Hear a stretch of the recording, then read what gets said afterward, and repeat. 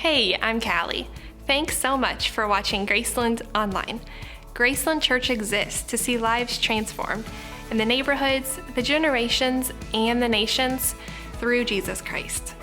And the teaching that you're about to hear is based on the Bible, and we believe that it's going to be inspiring and relevant to your life.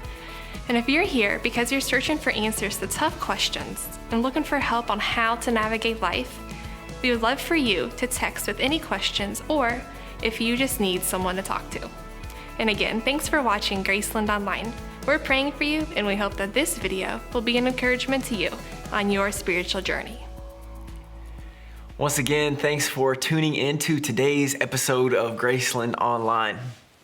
Over the next 4 weeks, we're going to be taking a look at some things in life that most, if not all, people want at some point in their life. And while the things that we're going to be looking at, the things that we're going to be addressing are not inherently bad, when they become the major focus of your life and you place your hopes and your dreams in these things, they can quickly become gods or idols. Now, I've mentioned before that I like to collect, buy, and sell sneakers. Ever since I was a young boy and I got my first pair of Air Jordan 7s, man, I was hooked. Over the past 5 years, especially with the rise of social media platforms such as Instagram and Twitter, the amount of people collecting, buying, and selling shoes has rapidly increased. But with so much more attention given to high-end shoes, the amount of counterfeit shoes has exponentially increased as well. Because of these counterfeit shoes or fake shoes, I have had many friends come and ask me how they can tell if a shoe is real or if a shoe is fake. You see, nobody wants a counterfeit shoe. Nobody wants the counterfeit. A counterfeit only offers empty promises, but it never delivers on the real thing. But I always tell them, in order to spot a counterfeit, you have to know the real thing. In order to spot a counterfeit, you have to know the real thing. With this thought of a counterfeit, I want to introduce you to our first counterfeit god today, and that counterfeit is power. So many people struggle with power, wanting it, being dependent upon it for happiness, placing their hopes and their dreams into the empty promises that power gives. An American theologian named Reinhold Niebuhr, he suggests this. He says that all humans struggle with a sense of being dependent and powerless. All humans struggle with a sense of being dependent and powerless. And if this is true, then where did it begin? Why is it that we all feel this way? Why do we place our hopes and dreams in something that's just counterfeit? Well, it started in the Garden of Eden. After God created Adam and Eve, he gave them a restriction when it came to what they could do there in the garden, there in paradise. He told them not to eat of the tree of the knowledge of good and evil. However, we know that Eve was tempted by the serpent to really take control of her own destiny. And of course, Adam was right there to follow suit. This was the first play for power in all of human history.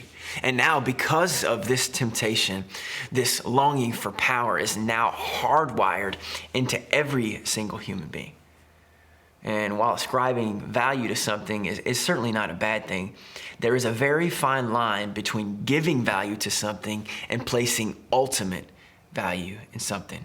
You see, so often the desire for power leads to having power. And when you get a taste of power, man, you tend to want more and more of it. And this is the downward slope of making power an idol in your life. But as I said before, this is counterfeit. It's not the real thing, and it can't bring fulfillment in your life.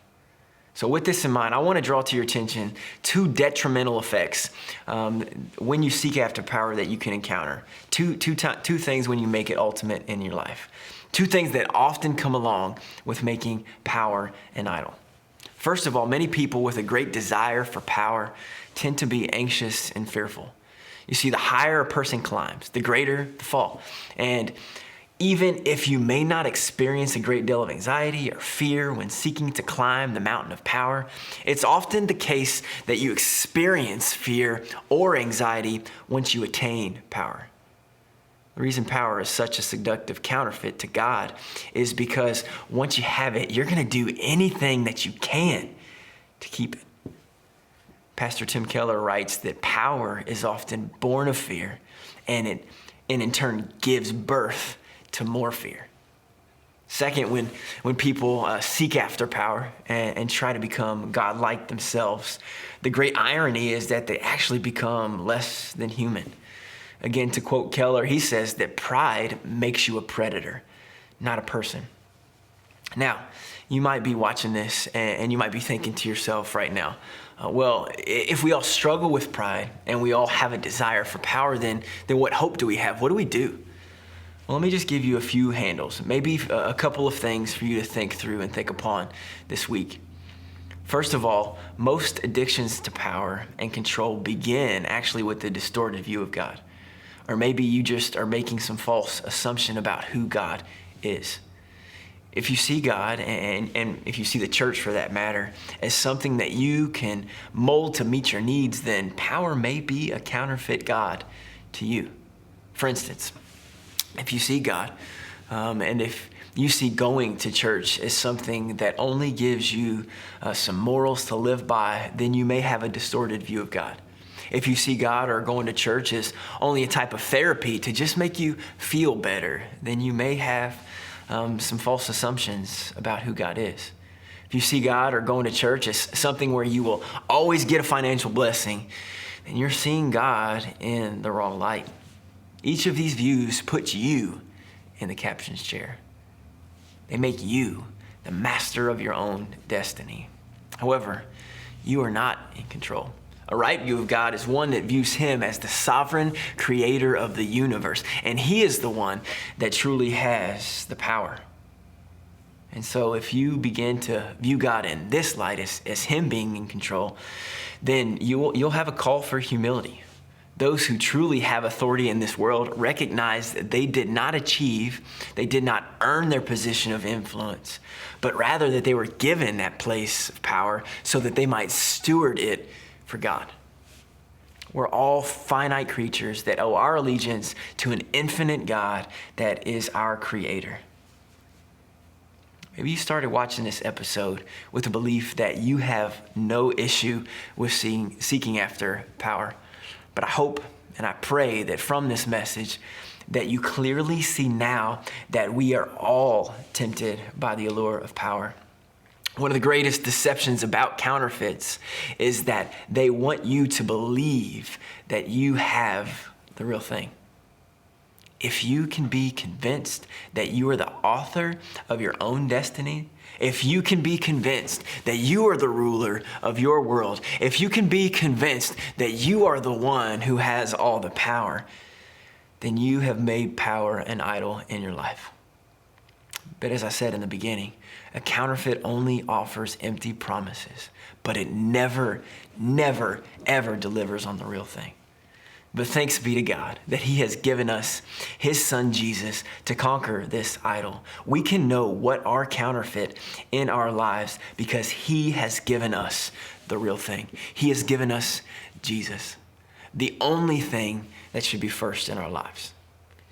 If you'd like to know more about Jesus, or maybe you just want to chat a bit about some of the things that you heard today, we would love to connect with you. Please just text us at 812-432-2234. We would love to hear from you and walk alongside of you as you have some questions. And as always, if you found this message helpful, please be sure to like this episode or also subscribe to this channel to get more content. And lastly, if you have been blessed by Graceland Online, we would love for you to invest in what we're doing. You can give at our website at gracelandchurch.online. Blessings to you, and we will see you again next week. Thanks again for watching Graceland Online. We hope that God spoke to you today through this video. And again, feel free to text us if you have questions about what you heard, or if there's a way that we might be able to help you.